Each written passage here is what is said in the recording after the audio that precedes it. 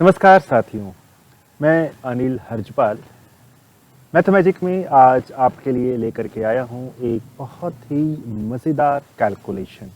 एक ऐसा कैलकुलेशन जिससे आप चुटकियों में ये बता लेंगे कि आपका पैसा किस दर पर कितने समय में दुगना हो सकता है। जी हाँ दोस्तों, उससे पहले एक बात मैं आपसे कहना चाहता हूँ। इसके पहले जो हमारा वीडियो आया था वो आया था 18 अक्टूबर को, मतलब बीच में 6 सप्ताह मैं आपको वीडियो नहीं दे पाया। लेकिन जो लास्ट वीडियो में हमने एक क्वेश्चन आपसे पूछा था उसका उत्तर बता देना यहाँ पे मैं ज़रूरी समझता हूँ। लास्ट वीडियो में हमने एक क्वेश्चन पूछा था जो कुछ इस प्रकार से था। एक टैंक है दोस्तों, ये टैंक जो है 1 घंटे में पूरा भर जाता है और इसमें जो पानी का टैप है उसमें कुछ इस प्रकार का अरेंजमेंट है कि ये हर 10 मिनट में अपने पहले भरे हुए भाग का डबल होता चला जाता है और 1 घंटे में ये पूरा भर जाता है। तो आपको ये बताना है कि ये आधा कब भरा होगा। तो इसका उत्तर है 50 मिनट। तो जिन लोगों ने इसका सही उत्तर दिया उन सबको बहुत बहुत धन्यवाद। राइट, तो आइए शुरू करते हैं आज का ये मैथ।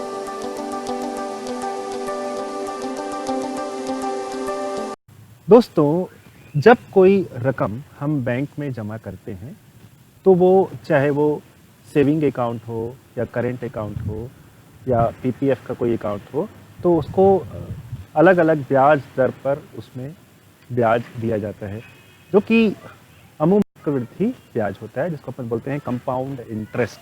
जैसे आपने 10,000 रुपये बैंक में डिपॉजिट की और मान लो 1 साल का 5% आपको वो ब्याज दे रहा है, तो वो 5% जो अमाउंट ऐड होगा उसमें अगले साल उसको जोड़ करके फिर से 5% वो कैलकुलेट किया जाएगा।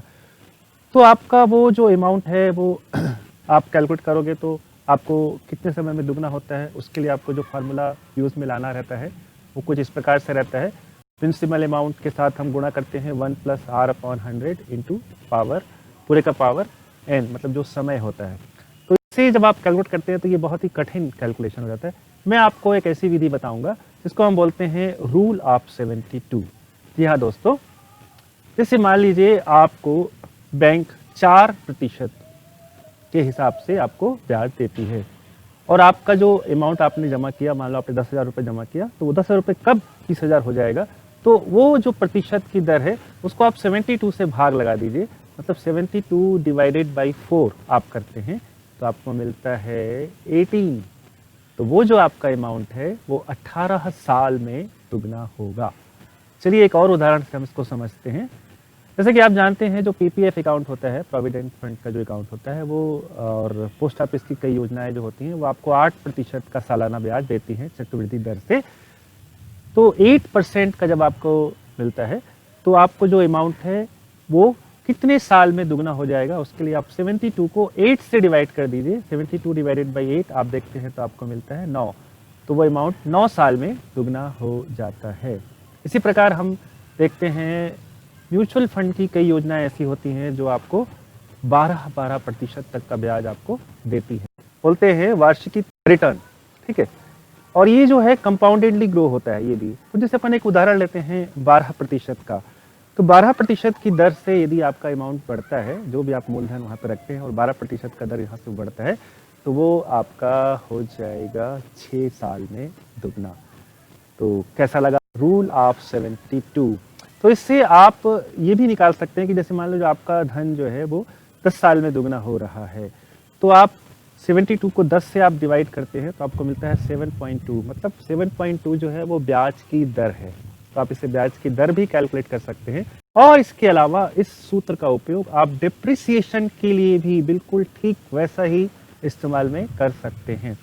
तो कैसा लगा दोस्तों आज का हमारा ये मैथ मैजिक? यदि आपको पसंद आया होगा तो आप इसे लाइक कर दीजिए और अधिक से अधिक दोस्तों तक शेयर कीजिए। अब मैं आपसे एक प्रश्न पूछने जा रहा हूँ, इसका उत्तर आपको कमेंट में देना है।